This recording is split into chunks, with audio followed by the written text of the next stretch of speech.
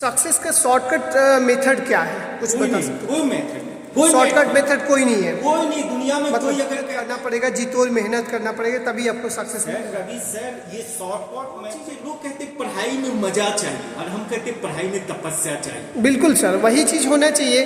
पढ़ाई एक तपस्या है। आप मजा मत समझो, जिस दिन मजा बनने की कोशिश करोगे मजाक बन जाओगे। बिल्कुल सर, बहुत हेलो फ्रेंड्स, वापस से इस वीडियो में आपका स्वागत है। और अभी मैं आईएएस एकेडमी सारण के डायरेक्टर मनंजय प्राण बिहारी के साथ हूँ और उनसे अभी खास बातचीत होगी। ये 10वीं के बाद किस तरह के स्ट्रीम चूज करना चाहिए, क्योंकि आजकल के विद्यार्थी 10वीं पास करने के बाद ये कन्फ्यूजन बना रहता है कि हमें किस तरह का स्ट्रीम चुनना चाहिए, क्योंकि 10वीं क्लास एक तरह का लाइफ का टर्निंग पॉइंट माना जाता है। और 10वीं के बाद यह तय हो पाता है कि स्टूडेंट अपनी लाइफ में क्या करना है, किस फील्ड में काम करना है, क्योंकि 10वीं के बाद चुना गया स्ट्रीम और विषय स्टूडेंट को उसके मंजिल तक ले जाता है। तो किस तरह के स्ट्रीम उसे चुनना चाहिए? देखिए रवि सर, सबसे पहले तो आपको हम बतला दें कि बोर्ड के बाद जो +2 होती है वही पिलर होती है। आप जीवन में कुछ भी करना चाहें +2 तक, इवन हमारी यूपीएससी एकेडमी है और हम लोग इस बात को महसूस करते हैं कि +2 के बाद आपको पढ़ना कम होता है। जिन चीज़ों को आप +2 तक पढ़ कर आए हैं उन्हीं पर आपको इमारतों का निर्माण करना होता है। तो 10th के बाद +2 में आप स्ट्रीम कोई भी हो, आप अगर यूपीएससी पीसीएस के लिए विशेष करके जाना चाहते हो तो आप आर्ट्स को लेते हैं, जिसको ह्यूमैनिटीज पेपर कहा जाता है, वो भी काबिले तारीफ है आपकी, क्योंकि कहते हैं कि आप एडमिनिस्ट्रेशन में जाना चाहते हो, एज ए एडमिनिस्ट्रेटर आप काम करना चाहते हैं, तब आपको किससे आपका कनेक्टिविटी होती है, आप किससे कनेक्ट करते हो, तो आप ह्यूमन से करते हो। और इसीलिए जो ह्यूमन से रिलेटेड पेपर्स हैं जिसको हम लोग ह्यूमैनिटीज पेपर ही कह रहे हैं, क्यों? क्योंकि ह्यूमन को कनेक्ट करने वाली जो पेपर है political science, history, geography, economics, ये 4 पेपर ऐसे होते हैं कि मेरा मानना है कि अगर इन 4 पेपर को किसी ने बेस तैयार कर लिया है +2 तक, तो उसकी इंटरनेशनल और नेशनल जो इवेंट्स होती है, जो इंटरनेशनल और नेशनल सिनारियो है, उस पर उसकी एक ग्रिप हो जाती है और वह एक अच्छा एडमिनिस्ट्रेटर बन पाता है। क्यों? क्योंकि अगर आप पार्लियामेंट की बात करते हैं और वहाँ पर सेंगोल स्थापित होती है, तो सेंगोल तो चोल एम्पायर से आ रहा है और सेंगोल को आपने अभी न्यू पार्लियामेंट हाउस में देखा, मोदी जी ने 28 मई को उसका इनॉग्रेशन किया तो सेंगोल को स्थापित की। तो कहना है मेरा कि सेंगोल को समझ रहे हो एक तरफ और दूसरी तरफ इंडियन पॉलिटी को समझ रहे हो, तो दूसरे पेपर के साथ इंटरकनेक्ट है हिस्ट्री, ज्योग्राफी, इकोनॉमी और आपका पॉलिटिकल साइंस। तो ये 4 पेपर अगर आप करते हो तो एडमिनिस्ट्रेटर बनना बहुत आसान है, क्योंकि आप बीटेक करके आएंगे या एमबीबीएस करके आएंगे और आप यूपीएससी के लिए जाना चाहिए, तो आपको नए सिरे से पढ़नी है। लेकिन अगर 10th के बाद इन 4 पेपर को आप कर लो तो कहते हैं कि 11th तक की जो एनसीईआरटी की बुक्स है रवि सर, एनसीईआरटी की बुक को हम लोगों ने कुरान भी बोला, बाइबल भी बोला और गीता भी बोला, तो और वही बुक है, उन्हीं बुक को हम लोग प्री के लिए भी इस्तेमाल करते हैं, उन्हीं बुक के लिए हम लोग मेंस के लिए भी जाते हैं। तो आप पहला काम तो ये कीजिए कि अगर आप एडमिनिस्ट्रेटर बनना चाहते हैं, यूपीएससी और पीसीएस के लिए जाना चाहते हैं, अगर आप इंजीनियरिंग और नीट के लिए नहीं जाना चाहते, तो पहले तो आप जा कर के ह्यूमैनिटीज पेपर सेलेक्ट कीजिए। आप जिसको आपने आईए कहा है, यानी कि इंटरमीडिएट ऑफ आर्ट्स जो कहते हैं, उसमें एडमिशन ले लीजिए, बेस्ट रहेगा। और नहीं तो आप नीट के लिए, जी के लिए, अगर बेसिक के लिए जाना ही चाहते हैं, आपको इंजीनियर बनना है, तो आप तब सेलेक्ट कीजिए आप बायो पेपर और तब सेलेक्ट कीजिए आप मैथ पेपर। नहीं तो ये कहने के लिए, लोगों को दिखाने के लिए कि कल मेरा बेटा आईएएस भी बनना चाहता और आज वो क्या कर रहा है, तो मैथ ले रहा है, फिजिक्स ले रहा है, उसके अंदर जो जितनी पोटेंशियल है उस पोटेंशियल को अलग अलग हिस्सों में वो बांट करके समाप्त करता चला जा रहा है। हमारे सारण से क्यों यूपीएससी नहीं निकलती? क्योंकि हम बच्चों को प्रारंभिक दिनों में उनकी चॉइस की जगह पे अपनी चॉइस थोपते हैं और बाद में उनसे उम्मीद रखते हैं कि वो बड़े चीज़ों को कंप्लीट करे जो नहीं हो पाता। तो मतलब बच्चों को फोर्स नहीं करना चाहिए स्ट्रीम को लेकर, उनके आगे की गोल को लेकर उन्हें कोई फोर्स नहीं करना चाहिए पेरेंट्स को, ये कहना चाहेंगे ना सर? मेरा कहना है कि बच्चों को फोर्स नहीं, आप अपनी इच्छा बता सकते हो कि बेटा हम आपको यूपीएससी कंप्लीट करते देखना चाहते हैं, इच्छा बताइए, लेकिन डिसीजन मेकर वही होने चाहिए। बिल्कुल सर। उनको ये मालूम है कि वो यूपीएससी कंप्लीट करना चाहते हैं या मेडिकल में जाना चाहते हैं या अच्छा इंजीनियर बनना चाहते हैं। अगर वो इंजीनियर अच्छा बनना चाहते हैं तो उनको मैथ करना होगा, फिजिक्स करनी होगी, केमिस्ट्री करनी होगी। अगर डॉक्टर बनना है तो उनको बायो पढ़ना होगा। लेकिन अगर बच्चे को एज ए सिविलियन वर्क करना है, आपके बीपीएससी के लिए जाना है, एसएससी के लिए जाना है, यूपीएससी के लिए जाना है, तो उनको डिसाइड करने दीजिए। और मेरा मानना है कि पेपर, आपका कोई भी पेपर ले ले, कोई पेपर किसी से कम नहीं है। अगर आप ह्यूमैनिटीज पेपर लेते हैं तो वो वन ऑफ द बेस्ट है, साइंस लेते हैं तो वन ऑफ द बेस्ट है। आप किसी पेपर को लीजिए, दिल से पढ़िए और बेस तो सर ऐसा कहा जाता है कि कोई भी स्ट्रीम या कोई भी विषय चुना जाना हमारे लाइफ का सबसे बड़ा फैसला होता है। अच्छा यूपीएससी की तैयारी करना चाहता है तो वो किस तरह के सब्जेक्ट पर ज़्यादा फोकस करना चाहते होंगे? सर रवि सर 10th के बाद 11th और 12th ये एनसीईआरटी बुक्स चल रही है जी।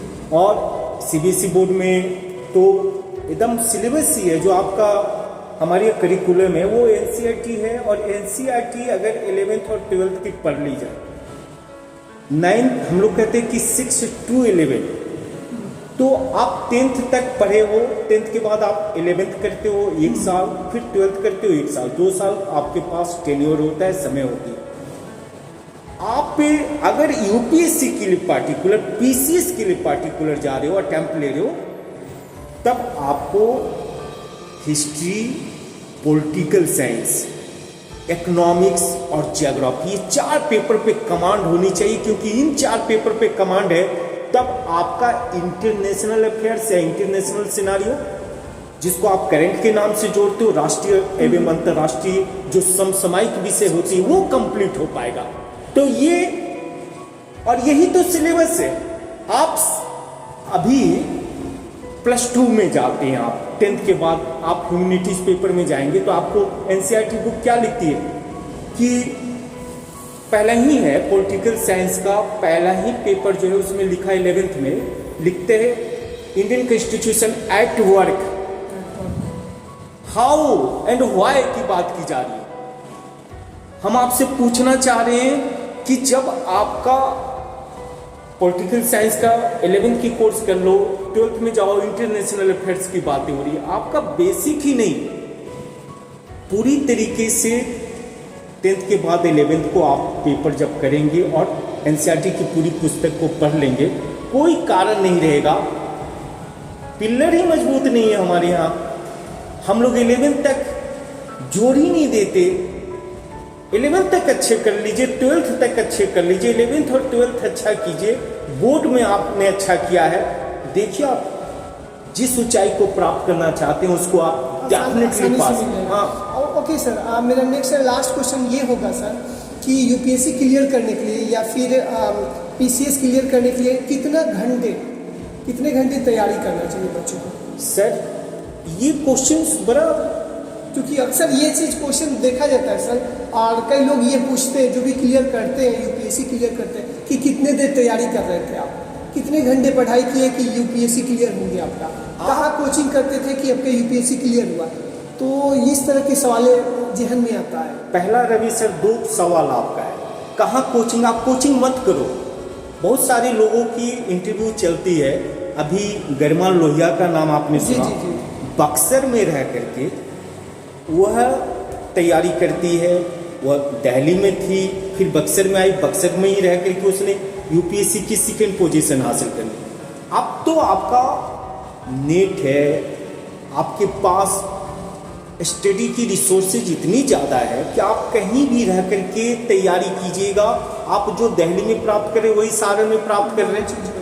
ये आपको मेंटली रूप से स्ट्रांग होना होगा कि नहीं, हम कहीं रहेंगे, तैयारी होनी चाहिए। पहली कितने घंटे हाँ, समय कितना डेडिकेट करना चाहिए स्टडी के लिए? स्टडी तो डेली की रूटीन होनी चाहिए। सबसे पहला होना चाहिए कि रूटीन वे में काम कीजिएगा। आपको 8 घंटे करने तो 8 घंटे डेली चाहिए। प्रैक्टिस मैक्स मैन परफेक्ट कहते हैं। और सर हाँ कहते हैं कि survival of fittest existence for life. दो ही चीजें, आप 2 दिन गैप करके 1 दिन 20 घंटे नहीं पढ़ सकते। आपको प्रत्येक दिन 6 आवर का रूटीन बनाना है तो 30 डेज में प्रत्येक दिन आपको 6 आवर पढ़ना ही पड़ेगा। आप देखो आसानी से, आप अगर 6 घंटे रोज पढ़ के निकलते हो तो आप देखो कि आपने 180 घंटा दिया पूरे महीने में। आप पूरे साल में आप देख सकते हो कि किस तरीके से लगभग 22 घंटे दे पाते हो अपनी स्टडी पे। बहुत होता है, मोर देन सफिशिएंट। दिक्कतें तब आती है कि 4 दिन हम पढ़ेंगे और 6 दिन आराम करेंगे। सब एक दिन अगर किसी ने अपने आप को बुक से दूर रखा ना तो आप पुनः 3 दिन बैक चले जाते हैं। दुनिया में कोई विद्वान नहीं होता रवि सर। और किसी की जो मेमोरी जो कैपेसिटी है हर इंसान के अंदर उतनी ही होती है जितनी मेरे अंदर है, जितने सामने वाले की। तो मेरा ये मानना है कि आप डेली करेंगे सर तो 6 घंटा भी काफी। और अगर एक दिन 16 घंटा और अगले दिन 10 घंटा और अगले दिन 20 घंटा तो कभी कंप्लीट नहीं हो। 6 to 8 और काफी बेहतर है। अच्छा सर, सारण में प्रतिभा का क्या ग्राफ आप देख रहे हैं सर? सर सारण में प्रतिभाएं बहुत है, लेकिन क्या संदेश देना चाहेंगे सर युवाओं को? चाहेंगे युवाओं से ज्यादा उनके अभिभावकों को संदेश देना चाहेंगे। क्या देना चाहेंगे सर? अभिभावकों को अवेयरनेस दिखलाना पड़ेगा। वो अपने बच्चों के प्रति रिस्पॉन्सिबल बनना पड़ेगा, पूछना पड़ेगा, बच्चों के लिए आगे आना होगा। वो हमारा कहना है कि आज गार्जियन के पास अपने बच्चों के लिए वक्त नहीं है कि मेरा बेटा मेरी बेटी क्या कर रही है, क्या उसका फ्यूचर प्रोस्पेक्ट है, वो क्या चाहते हैं। अभिभावकों का थोड़ा सा सिंसियरिटी जो है बच्चों की प्रतिभा को और ज़्यादा निखारने का काम करेगा। मेरा तो हम तो चाहते हैं ना सर आप लोगों के माध्यम से कि बच्चों से ज़्यादा अभिभावकों के साथ हमारी बातें हम बतला पाएंगे कि हर बच्चे के अंदर उतनी पोटेंशियल होती है। ये झूठ बोलते हैं लोग कि मेरा बेटा दिल्ली जा रहा है या हमारा बच्चा एक्स्ट्राऑर्डिनरी।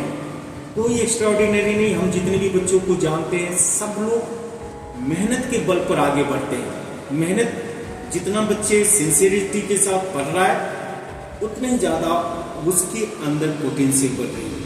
तो गार्जियन को आगे आना होगा, गार्जियन को देखना होगा, अपने बच्चों पे नजर रखने के लिए बच्चों को पढ़ने के लिए प्रेरित करना होगा, बतलाना होगा कि नॉलेज इज पावर। आप बिना नॉलेज के आगे नहीं बढ़ सकते। और सोसाइटी में अगर आपको सम्मान हासिल करना है तो इसको आप हथियार मानिए, क्योंकि न रूप काम आता है न धन काम आता है, केवल काम ज्ञान आता है और ज्ञान आता है। तो गार्जियन बतलाएंगे ना बच्चों को। बच्चे तो मासूम है।